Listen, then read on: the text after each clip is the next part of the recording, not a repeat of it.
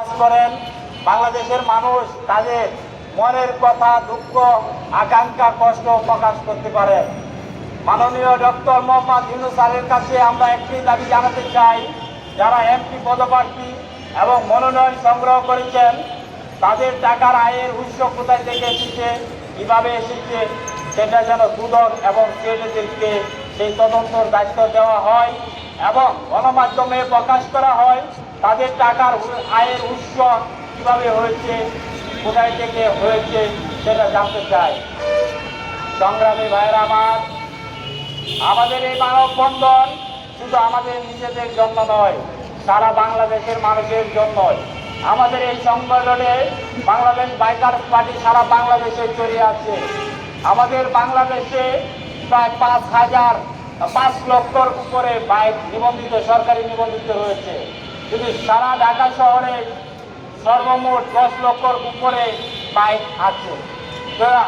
সকলেই মানুষের কল্যাণে কাজ করে, কেউ শখের বশতে বাইক চালায়, কেউ জীবিকা নির্বাহ করার জন্য বাইক চালায়। তাদেরকে নিয়ে আমাদের এই সংগঠন এবং পথ চালা।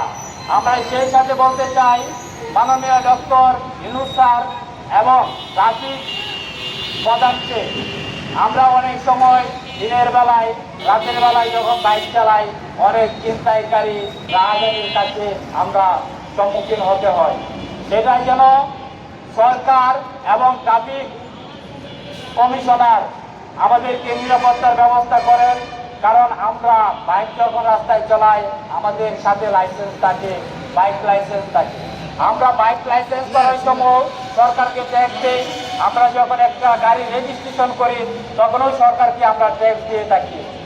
আমরা যখন রুটে বাইর হই আমরা রুটের জন্য ট্যাক্স দিয়ে থাকি। তাই মাননীয় প্রধান উপদেষ্টা ডক্টর মোহাম্মদ ইউনূস স্যারের দায়িত্ব এবং ট্রাফিক নিয়ন্ত্রণ যিনি আছেন ওনাদেরও